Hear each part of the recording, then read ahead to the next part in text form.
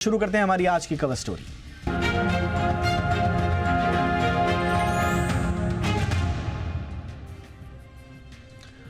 महाराष्ट्र सरकार के एक फैसले के चलते डॉक्टर्स ही डॉक्टर्स के खिलाफ मैदान में उतर चुके हैं। चौंकिए नहीं, दरअसल राज्य सरकार ने कुछ शर्तों के साथ होम्योपैथिक डॉक्टर्स को भी एलोपैथिक दवाएं लिखने की मंजूरी दे दी है। अब इस फैसले के खिलाफ आईएमए ने मुहिम छेड़ दी है।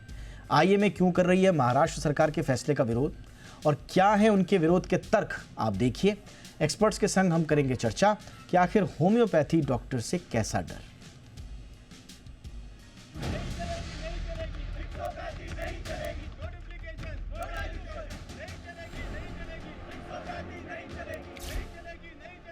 जरा सोचें, डॉक्टर से आपस में उलझने लगे तो मरीजों के इलाज का क्या होगा। दरअसल महाराष्ट्र सरकार के एक फैसले ने एलोपैथ और हेम्योपैथ डॉक्टरों को आमने सामने खड़ा कर दिया है। आपको बता दें कि फडणवीस सरकार ने हेम्योपैथ डॉक्टरों को आधुनिक औषध विज्ञान में सर्टिफिकेट कोर्स पूरा कर लेने पर एलोपैथ दवाओं की पर्ची लिखने को लेकर मंजूरी दे दी है। जैसे ही राज्य सरकार ने ये मंजूरी दी, इंडियन मेडिकल एसोसिएशन यानी कि आईएमए इस फैसले के खिलाफ खड़ा हो गया और राज्य के करीब 1,80,000 एलोपैथ डॉक्टर एक दिन की हड़ताल पर चले गए। आईएमए तर्क दे रहा है कि राज्य सरकार का ये ताजा फैसला मरीजों के सही इलाज में एक बड़ी बाधा बन सकता है। आईएमए के विरोध की कुछ और भी वजहें हैं और उनके तर्क हैं जिन्हें समझना होगा कि आखिर कौन सही है और कौन गलत। चलिए अब एलोपैथ डॉक्टरों की नाराजगी की वजह समझाते हैं। दरअसल राज्य सरकार ने इस साल की शुरुआत में महाराष्ट्र मेडिकल काउंसिल यानी कि एमएमसी को निर्देश दिया, जिन हेम्योपैथिक डॉक्टरों ने 1 साल का certificate course in modern pharmacology किया है, उन्हें पंजीकृत किया जाए और उन्हें सीमित मामलों में एलोपैथिक दवाएं लिखने की मंजूरी दी जाए। लेकिन आईएमए के विरोध के बाद सरकार बैकफुट पर आई और यू टर्न लेते हुए फडणवीस सरकार ने नोटिफिकेशन वापस ले लिया था। ये तो थी एलोपैथ डॉक्टरों के विरोध की शुरुआत की पटकथा। अब आगे की कहानी ये है कि सरकार ने एक बार फिर इस संबंध में नया आदेश जारी कर होम्योपैथ डॉक्टरों को कुछ शर्तों के साथ सीमित मामलों में एलोपैथ दवाएं लिखने की मंजूरी दे दी। जैसे ही राज्य सरकार ने ये जीआर पास किया, आईएमए भड़क गया। आईएमए का तर्क है कि एलोपैथिक और हेम्योपैथिक डॉक्टरों को बराबर दर्जा देने से मरीजों की जान से खिलवाड़ हो सकता है। खास करके दवाओं के दुष्प्रभाव का खतरा और एंटीबायोटिक का बेजा इस्तेमाल मरीजों के लिए घातक साबित हो सकता है। साथ ही आईएमए ने ये भी कहा कि इस फैसले से ग्रामीण क्षेत्रों में मृत्यु दर बढ़ सकती है और हेल्थ ट्रीटमेंट को लेकर मरीजों में भ्रम की स्थिति बन सकती है। वहीं एलोपैथ डॉक्टरों का कहना है कि राज्य सरकार का ये कदम चिकित्सा प्रणाली को कमजोर कर सकता है। जाहिर है आईएमए की चिंता पर गौर करना होगा। फिलहाल तो आईएमए ने अपना विरोध जताकर गेंद राज्य सरकार के पाले में डाल दिया है। ब्यूरो रिपोर्ट, जी मीडिया।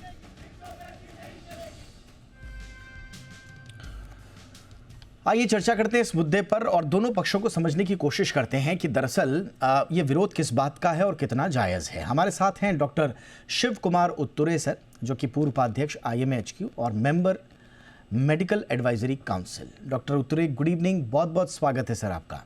हमारे साथ हैं doctor Neeraj Pasricha, former national vice president the homoeopathic medical association of India के। बहुत बहुत स्वागत है डॉक्टर पसरीचा आपका हमारे शो पे। Good evening sir. हमारे साथ हैं डॉक्टर एमसी मिश्र, जो कि पूर्व डायरेक्टर हैं एम्स के और स्वास्थ्य मामलों के अब जाने माने जानकार हैं। Doctor Mishra, good evening sir, बहुत बहुत स्वागत है। डॉक्टर उत्तुरे, आपसे ही चर्चा की शुरुआत कर रहे हैं। अब मोटी मोटी कहानी तो सर हमें मालूम है। आप कह रहे हैं कि होम्योपैथ्स की ट्रेनिंग इनसफिशिएंट है और ये पेशेंट सेफ्टी को जोखिम में डालता है, मिसडायग्नोस हो सकता है, रॉन्ग प्रिस्क्रिप्शंस आ सकते हैं, कॉम्प्लिकेशंस बढ़ सकते हैं। बट कंसिडरिंग द फैक्ट कि जिस तरह का डॉक्टर पेशेंट रेशियो हमारे देश में है और पेनिट्रेशन है, उस हिसाब से ये कहा जा रहा है कि सरकार ने ये कदम कुछ सोच समझ के ही उठाया था सर। तो आपके क्या तर्क हैं, आई मीन डॉक्टर्स के क्या क्या तर्क हैं इस काउंटर आर्ग्यूमेंट्स पे सर? नहीं, देखो ये कैसे है कि 10-15 साल पहले ये जो आप बोल रहे हैं ना, ये रेशो डॉक्टर और पेशेंट का डेफिनेटली कम था। मगर गए 10 साल में, क्योंकि मैं 10 साल से महाराष्ट्र मेडिकल काउंसिल में हूँ, 10 साल पहले यानी 2012-13 के आसपास महाराष्ट्र में 4 से 4,500 हज़ार डॉक्टर पास होते थे और महाराष्ट्र मेडिकल काउंसिल में रजिस्टर होते थे। आज ये फिगर 10 साल में ऑलमोस्ट 12,000 तक आ गई है।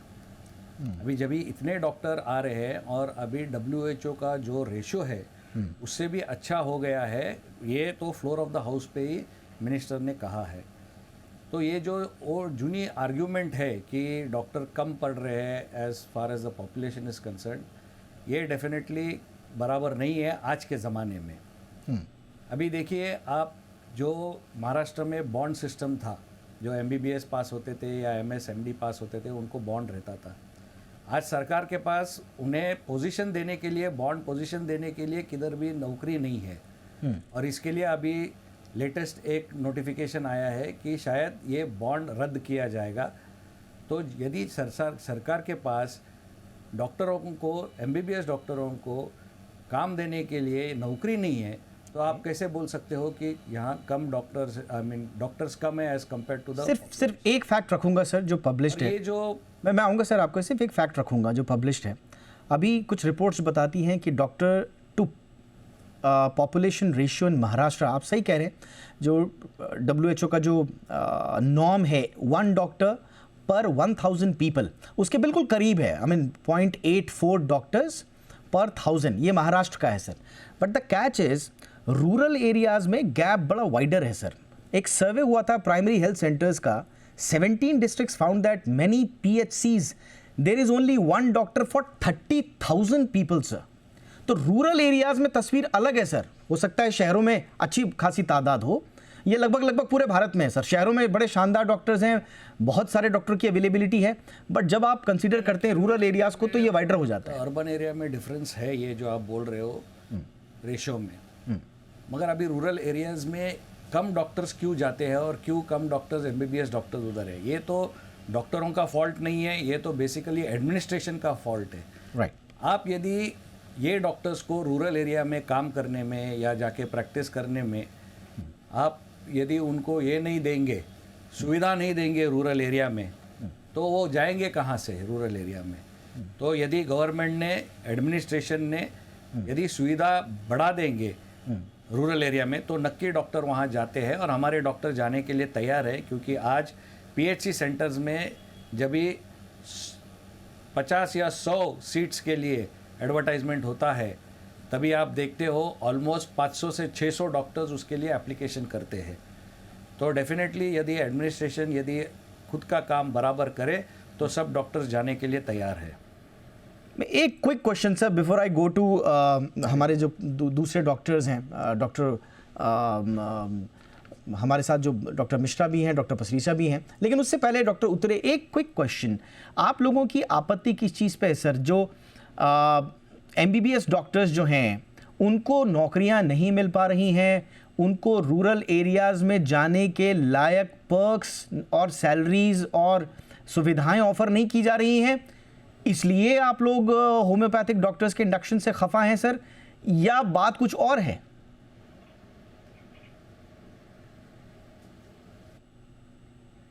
ओके, मुझे लगता है कि नेटवर्क का इशू आ गया। जब तक उनके साथ नेटवर्क का ठीक करते हैं, वापस हम चलते हैं, आगे बढ़ते हैं और अब लेते हैं होम्योपैथिक डॉक्टर्स का एक पक्ष, जिसके लिए डॉक्टर नीरज पसरीचा सर हमारे साथ हैं। डॉक्टर पसरीचा, आप क्या कहेंगे सर? आपने आर्ग्यूमेंट सुने और I am sure you must be aware about all the arguments जो एलोपैथिक डॉक्टर्स की तरफ से आ रहे हैं। आपका आर्ग्यूमेंट सर? जी, सबसे पहली बात तो ये है कि डॉक्टर उत्तरे ने जो बोला है वो बिल्कुल ठीक बोला है। एक सिस्टम में आप अगर क्वालिफाइड हैं और ब्रिज्ड कोर्स जो आप कहते हैं उससे अगर आपको बेसिक नॉलेज तो मिल सकता है बट इन डेप्थ नॉलेज नहीं मिल सकता है। सो आई टोटली एग्री कि ये ब्रिज कोर्स नहीं होना चाहिए। I as a homoeopath, voice of homoeopathic doctors HMAI की तरफ से भी मैं यही एडवोकेट करता हूँ, ब्रिज कोर्स नहीं होना चाहिए। Homeopaths should practice homeopathy and allopathic doctors should practice allopathy। पहली बात तो ये है। दूसरा ये है कि पेशेंट केयर के लिए हम लोगों को जो पढ़ाया जाता है 5.5 साल में, वही एलोपैथिक डॉक्टर्स को भी पढ़ाया जाता है, only the medicines are different. तो उनका जो बेसिक नॉलेज है वो एलोपैथी के लिए है, हमारा होम्योपैथी के लिए है। होम्योपैथिक मेडिसिन कैसे काम करती हैं ये शायद एलोपैथिक डॉक्टर्स नहीं समझ सकते हैं। तो इंटरकनेक्शन में अगर हम मेडिसिन देते हैं तो शायद वो बहुत गड़बड़ होगा। हाँ, दूसरी चीज ये है कि बहुत सारे एलोपैथिक डॉक्टर्स हैं, renowned allopathic doctors who have switch to homeopathy. वो सिर्फ इसलिए कि एलोपैथिक से उनको शायद वो रिजल्ट्स नहीं मिल रहे थे जो कि हमारे को अब होम्योपैथी से मिल रहे हैं। नोटेबल जो इसमें डॉक्टर्स हैं, doctor Diwan Harishchand, doctor Diwan Vijaychand, they are qualified allopaths but practising purely homoeopathy. आज की डेट में doctor Farokh J Master practising homoeopathy in Bombay. तो आप ये सोचिए कि ऐसे ही है, डॉक्टर पाटिल हैं। ठीक है सर, मैं समझ गया आपकी बात। मैं थोड़ा सा अब थोड़ा सा कंफ्यूजन यहाँ पे हो गया। आप कह रहे हैं कि ये जो जीआर आया है, गवर्नमेंट रेजोल्यूशन आया है कि जिससे सेलेक्टेड क्लास में एलोपैथिक मेडिसिन प्रिस्क्राइब कर पाएंगे हमारे होम्योपैथ्स भी, आप खुद उसका विरोध कर रहे हैं सर?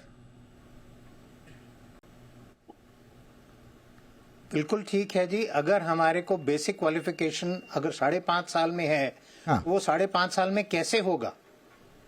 हमारा क्वालिफिकेशन होम्योपैथी में है, एलोपैथी में कैसे होगा? ओके और जो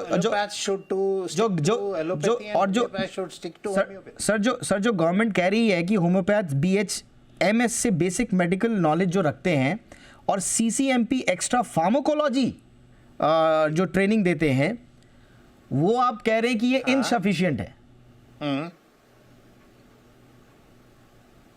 बिल्कुल इनसफिशिएंट है, ये हमारा मानना है। It is very insufficient. यहाँ तो प्रॉपर 3 साल का उनको फार्माकोलॉजी अलग से पढ़ाया जाए, फिर तो ये हो सकता है।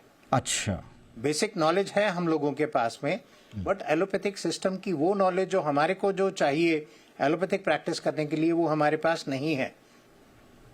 और जो ये कहा जा रहा है कि tell you the truth. Okay, तो आप ये मानते हैं कि जो एलोपैथिक डॉक्टर्स कह रहे हैं कि ये आप लोगों को उसमें इंडक्ट करने से पेशेंट सेफ्टी को जोखिम होगा, मिस डायग्नोसिस होगा, रॉन्ग प्रिस्क्रिप्शंस होंगे, कॉम्प्लिकेशंस बढ़ जाएंगे, ये बिल्कुल सही बात है?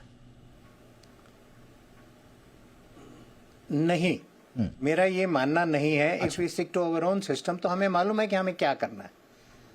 हम दूसरे सिस्टम में जाते हैं तो हमें आइडिया नहीं है साइड इफेक्ट्स का, कॉम्प्लिकेशंस का, शायद हमें उतनी जल्दी आइडिया नहीं होगा जो एलोपैथिक डॉक्टर्स को होगा। Okay alright. तो ऐसा लग रहा है मिश्रा सर, मैं आपके पास आ रहा हूं, ऐसा लग रहा है सर इस पे कोई तकरार वाली बात ही नहीं है। मतलब जो एलोपैथिक डॉक्टर्स कह रहे हैं वो भी सही कह रहे हैं और इस बात को होम्योपैथिक डॉक्टर्स भी कह रहे हैं कि भाई बात तो सही है। तो ये सरकार के दिमाग में ये किसने डाल दिया ये आइडिया सर, और किसके सलाह पर डाल दिया होगा ये? कुछ आप इसका अंदाजा लगा पा रहे हैं? नहीं, बीच बीच में सरकारें ये करती रहती हैं क्योंकि डॉक्टर्स की कमी का नाम लेकर के, और वो भी एक, मैं हमेशा कहता हूं कि ये भी एक भ्रमित वक्तव्य है कि डॉक्टर्स की कमी है। आप देखिए, डॉक्टर पसरीचा ने बिल्कुल साफ कहा कि होम्योपैथी के डॉक्टर्स हैं पूरी ट्रेनिंग के साथ, आयुर्वेद के डॉक्टर हैं पूरी ट्रेनिंग के साथ, और एलोपैथ के डॉक्टर हैं। तीनों की स्ट्रेंथ अगर लगा दें तो WHO से बेहतर हो जाएगा रेशियो डॉक्टर्स का, और सबको अपनी अपनी पद्धति की सेवाएं देनी चाहिए। इसमें कोई कंफ्यूजन नहीं है। और 1 साल फार्माकोलॉजी पढ़ के वो पारंगत नहीं होने वाला कोई व्यक्ति, दीपक आप भी कर सकते हैं वो कोर्स, आपको क्या समस्या है? तो क्या प्रिस्क्राइब कर पाएंगे दवाइयाँ? और आज हर रोज एक नई दवाई आ रही है। उतना ज्ञान हमको नहीं है सर्जन दवाइयों का जितना हमारे फिजिशियन कोलीग्स को होता है, या और दूसरे लोग जो दवाइयों में ज़्यादा, कार्डियोलॉजिस्ट हैं। अब कार्डियोलॉजिस्ट की दवाइयाँ मैं नहीं लिख सकता क्योंकि वो कार्डियोलॉजिस्ट को पता है उसके बारे में। न्यूरोलॉजी की दवाइयाँ मैं नहीं लिख सकता, वो न्यूरोलॉजिस्ट को पता है। जो मैं सर्जरी में यूज़ करता हूँ दवाइयाँ, वो मुझे पता है। तो इसमें ये तो आई थिंक ये क्यों महाराष्ट्र सरकार ने किया है बिना बात के, इसको तो लोगों को ही इसका विरोध करना चाहिए। बट एक आर्ग्यूमेंट डॉक्टर मिश्रा, एक आर्ग्यूमेंट जो आता है वो ये आता है कि इंटीग्रेटेड मेडिकल सिस्टम अगर होगा हमारा, जिसमें सारी चीजें होंगी, तो उससे इम्यूनिटी बूस्ट और प्रिवेंटिव केयर बेटर होगी। तो इस इंटीग्रेटेड सिस्टम से क्या प्रॉब्लम है सर? प्रिवेंटिव केयर करिए। प्रिवेंटिव में होम्योपैथ भी जानता है कैसे प्रिवेंशन बताएंगे लोगों को, हम भी जानते हैं। आयुर्वेद वाले तो सारा वेलनेस पे ही है उनका पूरा, और मैं तो खुद उसको पसंद करता हूँ। हम खुद होम्योपैथी के लिए जाते हैं, कई बार हमको जरूरत पड़ जाती है अपने घर वालों के लिए, हम आयुर्वेद के पास भी जाते हैं। और वो हमारे पास आते हैं जब उनको सर्जरी की जरूरत पड़ती है, या ऐसी ट्यूबरक्लोसिस हो गई मान लीजिए। अब ट्यूबरक्लोसिस किसी को भी होगी, डॉक्टर पसरीचा भी उसको भेजेंगे कि उसको टीबी की दवाइयाँ लगे, टाइफाइड है तो उसकी दवाई लगे उसको, या और कोई कॉलरा हो रहा है उसकी दवाई लगे।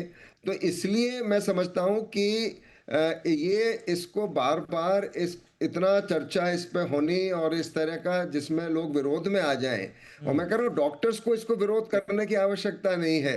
एमबीबीएस ये लोगों को, इसको पब्लिक को इसका जो है वो करना चाहिए विरोध, और क्योंकि पब्लिक को नुकसान होगा इससे।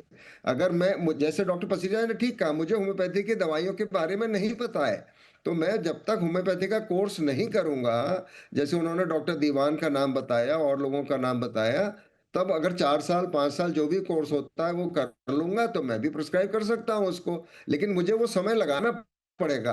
आप ये अधकचरे स्पेशलिस्ट बना के, आज सुपर स्पेशलाइजेशन का जमाना है, एक एक बीमारी का स्पेशलिस्ट है, लोग गुणवत्ता वाला इलाज चाहते हैं, उपचार चाहते हैं।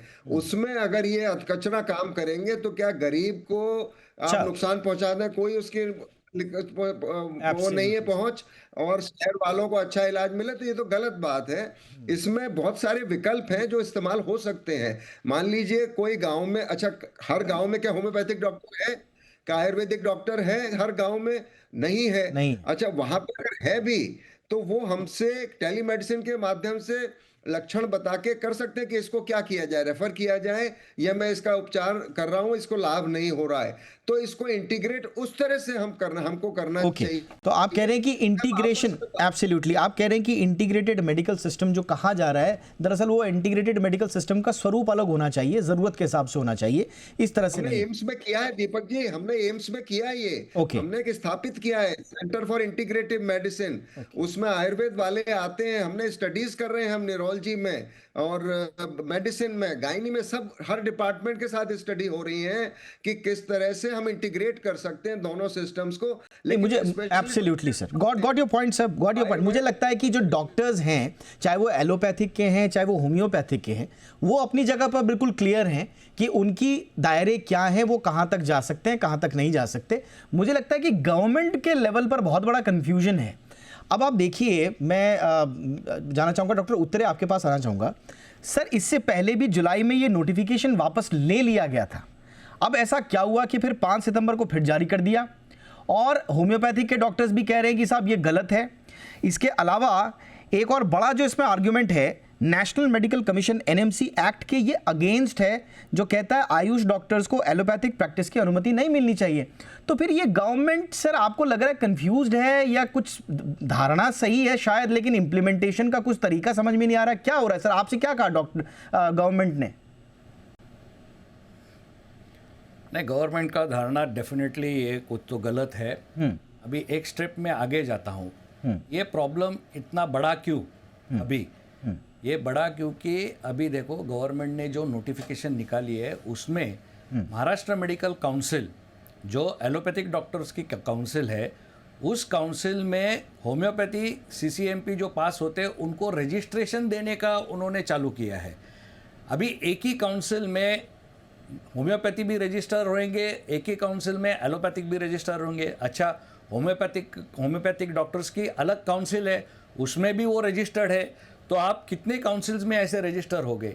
ये सबसे हमारा जो अपोजिशन है इसके लिए, ये सबसे कि हमारे रजिस्ट्रेशन जो एलोपैथिक डॉक्टर्स की रजिस्ट्रेशन काउंसिल में होती है, महाराष्ट्र मेडिकल काउंसिल में, उसमें होम्योपैथिक डॉक्टर्स की रजिस्ट्रेशन नहीं होनी चाहिए, नंबर 1। नंबर 2, जैसे आप हमारे 2 कलीग्स हैं, उन्होंने कहा है, जब भी ये 2014 में उन्होंने अमेंडमेंट किया था महाराष्ट्र मेडिकल काउंसिल एक्ट में, तभी से हम लोग कोर्ट में हैं और ये कोर्ट में केस चालू है, और कोर्ट ने स्पेसिफिकली कहा है कि even if they do this course they will be no equity both for the government and for the students, they cannot have equity. अभी when they cannot have equity, आप क्यों इंसिस्ट कर रहे हो कि उनको रजिस्ट्रेशन महाराष्ट्र मेडिकल काउंसिल में होना चाहिए? हम जब ये एडमिनिस्ट्रेशन के साथ बात करते हैं, वो लोग बोलते हैं अभी के लिए उनको रजिस्ट्रेशन करने दो, बाद में उनको प्रैक्टिस करना, एलोपैथी नहीं करना will depend on what the final verdict of the court case comes. Then why are you registering them? क्यों? But who is but sir आप हमें बता सकते हैं who is insisting on this?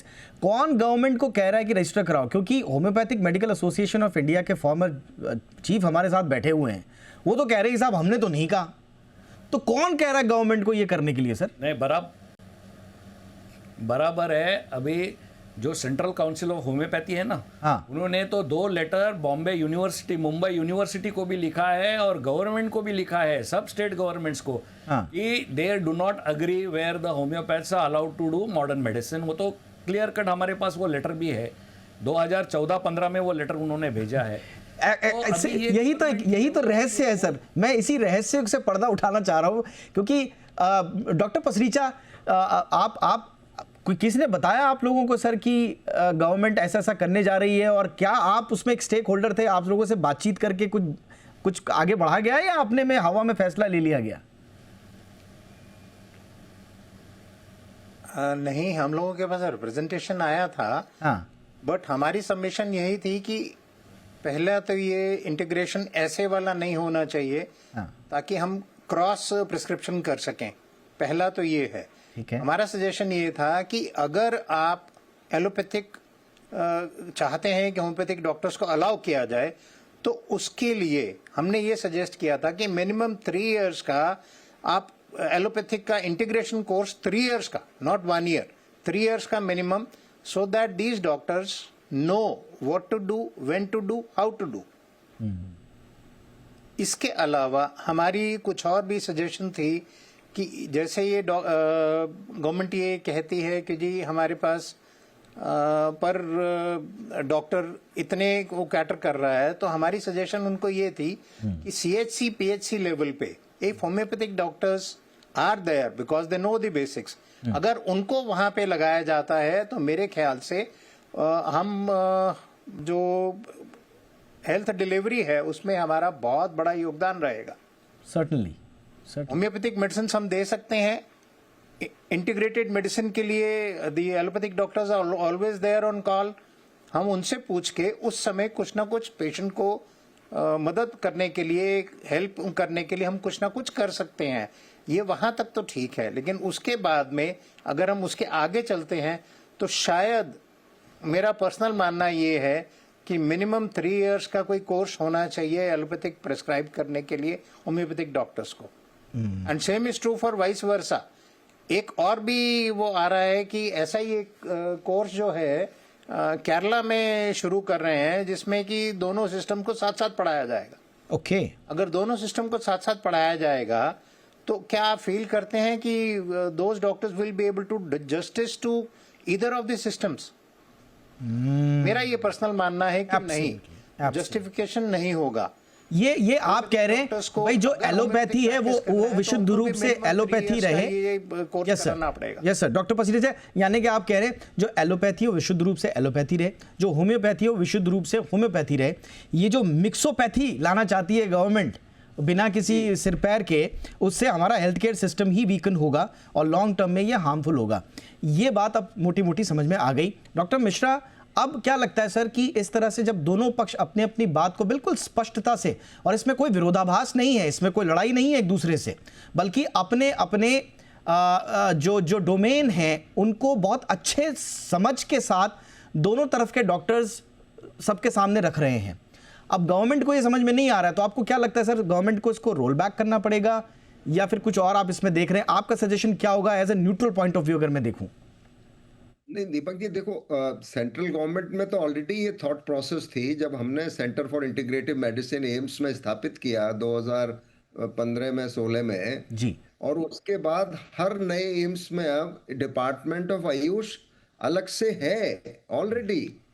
तो इस पे ऑलरेडी कार्य हुआ है और इसी स्ट्रक्चर को लें कि जैसे हमारे पास कोई रोगी आया एम्स में भी और हमको लगता है इसमें आयुर्वेदिक सिस्टम बेटर रहेगा, तो हम उसको वहां रेफर कर देते हैं, वहां पे उनके स्पेशलिस्ट हैं जो भी उनको उनसे परामर्श करते हैं, और जो भी उनको करना, दवाई देनी है, कुछ करना है, तो वो बता देते हैं कि भाई योग से ठीक हो जाएगा, या उससे और दूसरे आसनों से ठीक होगा, या कोई दवाई देनी है।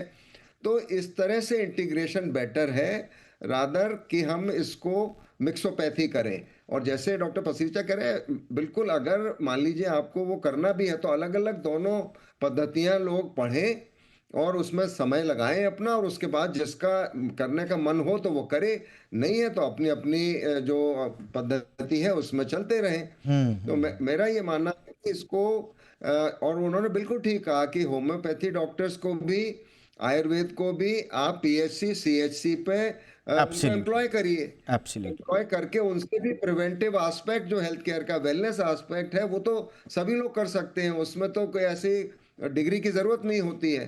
तो वो तो जैसे योगा टीचर हैं हमारे, वो भी तो इतना काम करते हैं देश के लिए, लोगों को ठीक रखने के लिए योग करवाते हैं। बिल्कुल, तो ये बेसिकली प्रिवेंटिव हेल्थ पे हमें ज्यादा ध्यान देना चाहिए। कम्युनिटी में जहाँ पे गांव है या हवा साफ है, वहां तो वैसे ही रोग कम होंगे। तो मेरा मानना ये कि इस तरह से ये जो महाराष्ट्र ने किया, ये ठीक नहीं है। और एक बात और समझ में नहीं आती है कि आज तो चलिए एलोपैथिक डॉक्टर्स स्ट्राइक पे थे, उससे आम मरीजों को प्रॉब्लम होती है, इसमें कोई, हालांकि इमरजेंसी सेवाओं को इससे अलग रखा गया था, आम मरीजों को तकलीफ होती है इससे पहले आज़ाद मैदान पर जुलाई में 300 होम्योपैथिक प्रैक्टिशनर्स भी हंगर स्ट्राइक पर बैठे थे, और वो भी इसी बात का विरोध कर रहे थे कि उनका रजिस्ट्रेशन अंडर एमएमसी नहीं होना चाहिए। तो गवर्नमेंट क्यों नहीं समझ पा रही है इस चीज़ को, हमारी समझ से परे है। जब दोनों तरफ के डॉक्टर ये कह रहे हैं कि भाई आप ये जो रूल लेकर आए हैं ये दोनों के लिए हितकारी नहीं है, और अंततोगत्वा इसका बोझ जो है आम मरीज भुगतता है, तो हमें लगता है गवर्नमेंट को इस पर ध्यान देकर कम से कम स्थिति को स्पष्ट करना चाहिए। ये कन्फ्यूजन इस समय ऐसा लगता है कि गवर्नमेंट की तरफ ज़्यादा है। बहुत बहुत धन्यवाद आप तीनों का वक्त निकालने के लिए। Thank you so much. Doctor Mishra sir, आपने वक्त निकाला sir. Doctor Pasricha, thank you so much sir. Doctor Uttture, thank you so much for your time sir.